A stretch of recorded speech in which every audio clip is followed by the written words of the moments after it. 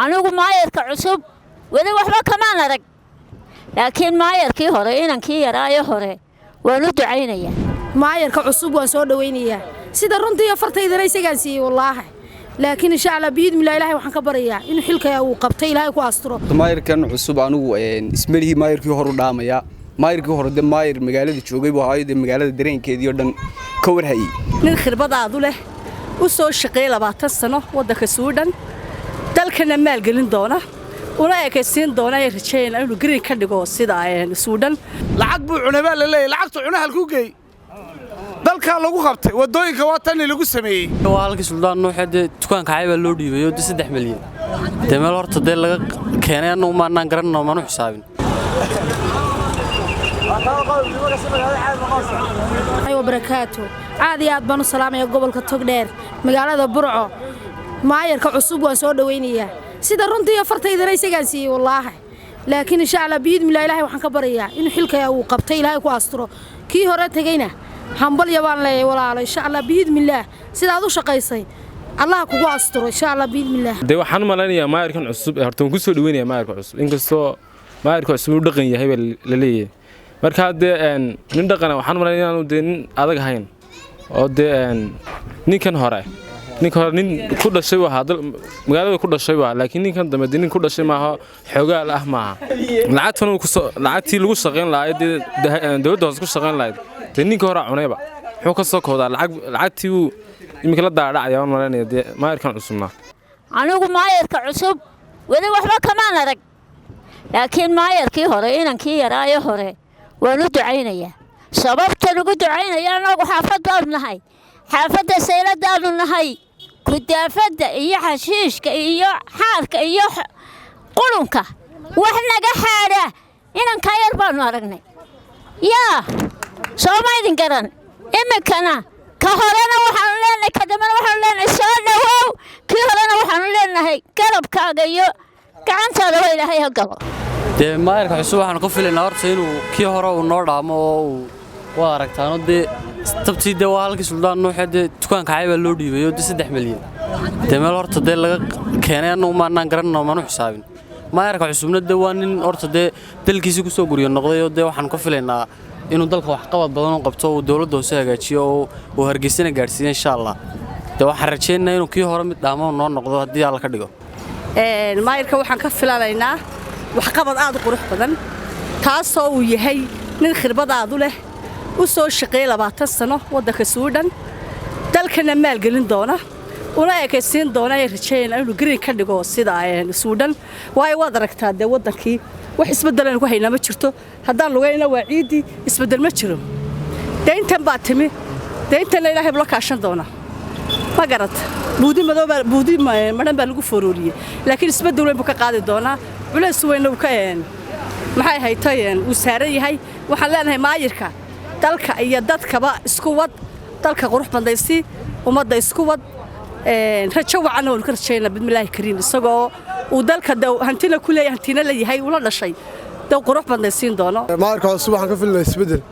ilaahayna waxaan ka rajaynayaa inuu xilka culus loo igmado ku asturo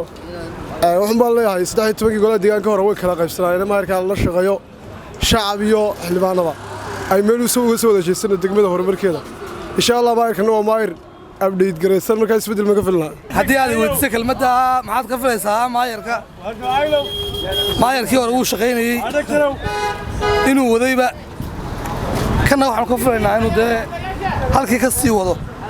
oo rajo camaan ka filaynaa hadii ilaahay yiraahdo maayarkan cusub anigu ismalihi maayarkii hore u dhaamaya maayarkii hore de maayar magaalada joogay buu ahayd magaalada dareenkeedii oo dhan ka warhayay marka maayarkan kale imika cusub ee la doortay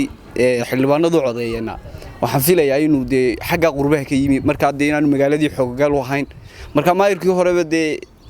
lacagtii horeba la leeyahay mid kale wax lagu qabto la garan maayo marka hadan waxaan u maleynayaa intaana de gebgabun bay iskaga dhamaanaysaa maayarka Burco waxaan ka filayaa waa nin aqoon leh waa nin maxaan ku dhahday deegaankana de deegaankiisu yahay waa nin maxaan ku dhahday in badan oo soo shaqeeyay wadankii uu ka yimi oo ka tirsanaa kawsalka wadanka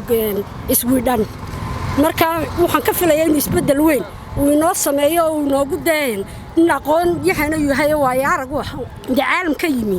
inuu maxaan ku dhahdaayay dalka gobolka inoo bedeli doono oo isbedel 100% ayaan ka filanayaa. horta waa soo dhaweynaynaa maayirka dambe kii horena waa hambalyeynaa maayirka hore wax eeba muu lahayn si wacan buu shaqeeyey wax badan buu ka qabtay magaalada laamiyuu dhisay waxa weeyaan meel walba wax kasta oo imika kolley waxyaabo fara badan ninkaas ayuu qabtay dee wax yarna waa hayey muddo yarna waa hayey markaa waxaan ka codsanayaa dawladda hoose waxaan ka codsanayaa inay la shaqeeyaan maayirkan kii hore lamay shaqayn way kala qaybsanaayeen dee intaaba waa lagu marnaa nin lagu marnaa muxuu qabanayaa imikana muddadiisiiba isagaan gaadhin baa la isku duubay marka warkaana la shaqeeya kii horena waa hambalyeynanaa wax badanna wuu qabtay nin aad iyo aad u firfircoonna wuu ahaa waxa weeyaan anigu halkaa waxba sii dhaafin maayo ka dambana la shaqeeyo maayirkii hore kolley in badan dee wuu shaqeeyo la odhan maayo ma shaqayn ma lama odhan karayo taa deyntana bini'aadamka o dhan baa lagu yeeshaayo dee waa iska dhacda diintu marka waxa weeye dee maaha wax imika deyntu taagan wax weligeed ba soo dhacayo weeye waana la iska bixin karaa dhib male maayirka cusubna waan soo dhaweynaya aad baan leeyahay soo dhaweey maayir wax qabasho wanaagsan iyo maarata kalgacal iyo qalbi furan baan kugu soo dhaweynayna iyo xilka ilaahay kugu asturo allah kugu asturo baan leeyahay maayir waxa ilaahay subxaanahu wa ta'aala xilka ku asturo waa seen ilaahay khayr ha siiyo dalka iyo dadkaba ha u shaqeeyo waxa weeye waa min muwaadin oo kolley isagu dee waxa weeye wali Xuseen magaaladu aad u garanaya ninka hore ma garanayni waana abtigayo waa salaamaya ma garatay waa salaamaya loo weerbo u ducaynay inta soo oranaya laakiin deynta laga tagay deer macquul ma horta maayirkii hore waxba uu qabtay oo lama oran karo xama qaban kana waxaanu ka rajaynaynaa insha Allah inuu waxaayo wax ka sii badan qabto oo uu de magaalada wadooyinka wax ma yihiin waliba waxa lagu la siyaaba wadada dhaqaalaha oo ka soo baxay siinada ka timaada oo wada burbura oo meel walba dilacantay waxay ku laaween si kastaba ahaatee waxaan ka rajaynayaa insha Allah ta'ala inuu wax ka qabto magaalada wadooyinka hadday tahay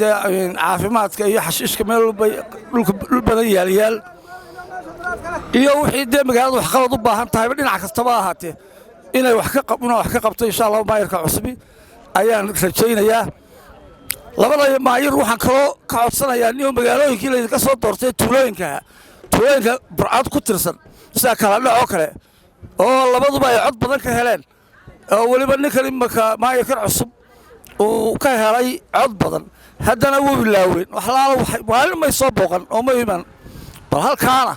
waxaan leeyahay eegaan iyo magaalada gudahooda ku eegaan tuulooyinka u dhow 3 kilomitir bay tuulada shaqay u jirtaa qaar kale la midna way jiraan badan koleydii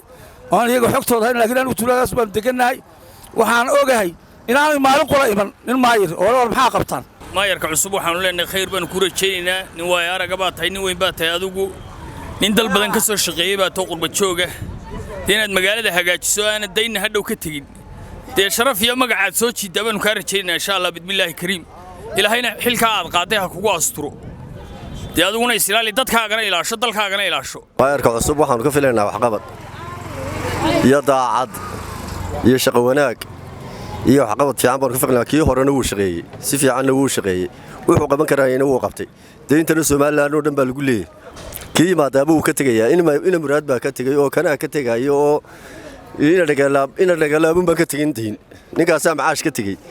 waxa laala wixii kala diin bay ka tageen horta maayirka cusub aan soo dhaweynaya Allah wax kale xilkaaga ku asturo maayirka hore waxa ahaa maayirka kaliya magaalada wadooyinka u qabtaan la arag wadooyinka rooga oo ninka kaliya dhigay marka hore waxa noo dhigi jireen dhoobo noo walaaqi jiray kuwii hore iyo tay wax laba cisho waxaan gaadhi bay noo walaaqi jiray marka roobku yimaado qaajir marka maayirka waa